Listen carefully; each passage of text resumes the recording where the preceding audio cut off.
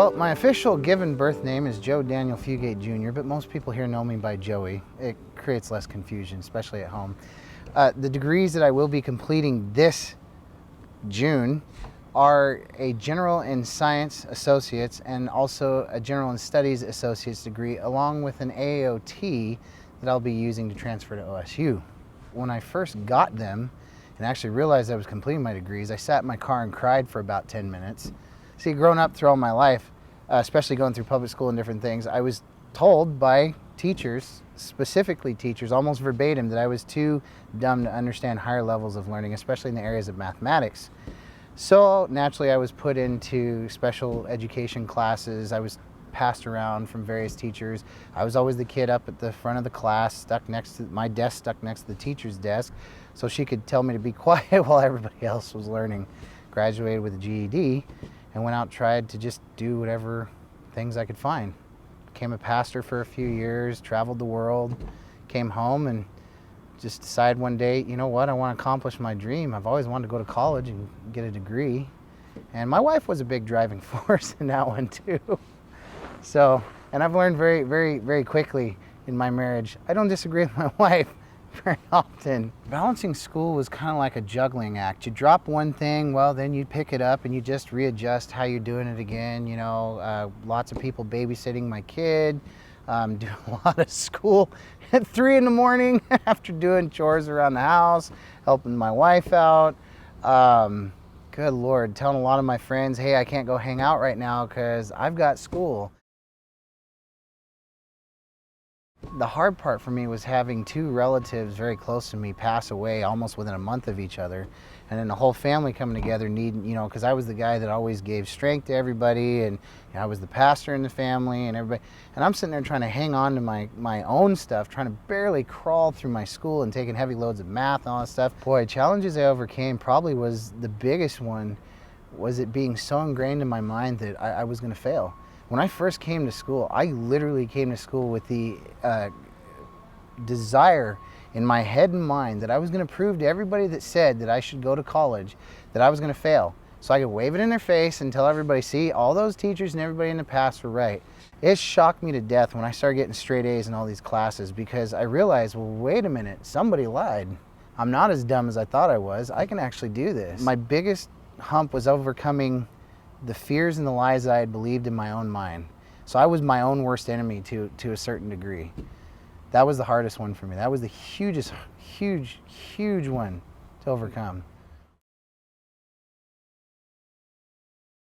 Oh man, there are so many of them here at Chemeketa. I mean, just the school itself to begin with, you know, with various people in the tutoring center over at the math department up there in building 2. So many people in there. I could name off my name. Joel, one of the tutors, he's an amazing guy there, has helped me through a bunch of stuff. The biggest one though that's had a major impact on me was the chemistry teacher, Nicholas Drapola. He was fantastic, because he would tutor me through the chemistry stuff and the math and some of the chemistry problems and different things in basic chemistry, and then we'd sit there and talk outside of class about science, some of the new advancements in science. He would ask me what classes I'm taking. He'd sit down and actually help me with some of those different classes and some of the different areas and things, and he was good. He was good. My wife constantly telling me over and over and over, you can do this, because she was from Russia, came here, didn't speak a lick of English, went through everything, had to learn in a whole learning system outside of her natural language, which is hard for any human being. Made it all the way through, graduated with her bachelor's degree, and she was always telling me, if I can do it, you can do it with no problem. People in TRiO services here, good Lord, in TRiO services. Casey, my advisor, holding my hand while I'm in a bucket of tears going, I've screwed it all up, I missed this deadline, or didn't do this right. And she was always just a smile and looking at me and telling me, hey, everything's gonna be fine, you're doing great, take a breather. She just typed those little magic keys on her computer and go, oh, hey, look, we got this, this, and this here. You can do this, sign for this, now go get it done. All of them, they've all been there helping me with some of the classes that I took with them and different things. And even though half of them aren't even my advisors, they'd catch me in the hall and be like, hey, how are you doing? What's going on? And you know, I'd gripe and complain at times, or be like, yeah, I'm doing great. And they'd encourage me and tell me to keep going forward. But yeah, without TRiO, especially without Casey helping me, I would have fallen flat on my face. There's no way I would have made it this far at all.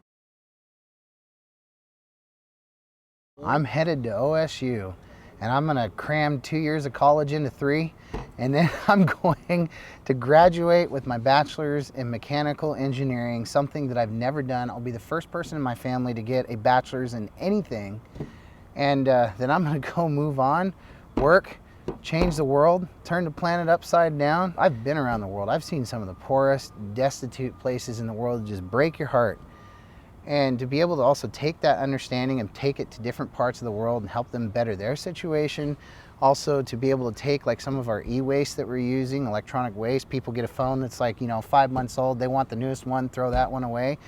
A lot of this technology is still good for another 10, 20 years. You can set up computer labs in Africa. You can set up, engineering labs or chemistry labs in some of the other poor parts of the world and let them start competing in the global market and really open up some economies worldwide and do some good. That's what I want to do. You just started a couple terms ago. Well, first off, take all that stuff that everybody told you you're ever going to fail and flush it down the toilet, because that's about all it's worth. Take every class you can here on how to take notes, study textbooks, all that stuff, and how to even go to college. It sounds ridiculous, sounds silly. I thought so when I got here until I started taking the classes and realized there really is almost a science to going to college and being able to succeed. And don't get discouraged, don't give up. Get a good support system, family, church, groups here at the college, whoever, people that can just sit there and tell you, look, I understand you're struggling, but you're gonna make it, you're doing great. Have some people that you can invest in that will also invest in you, that you can tell them your dream, your goals, your visions, your plans, that they can continue to remind you, because times walking through these halls, those plans start getting a little dusty and start kind of fading out, and you get more focused on the immediate. And it's good to be reminded. And then when you have the chance to take some time off and relax and catch back up with friends, just spend as much time socializing as you can, flushing away all the worries and fears and all the frustrations of the previous term, and you do fantastic.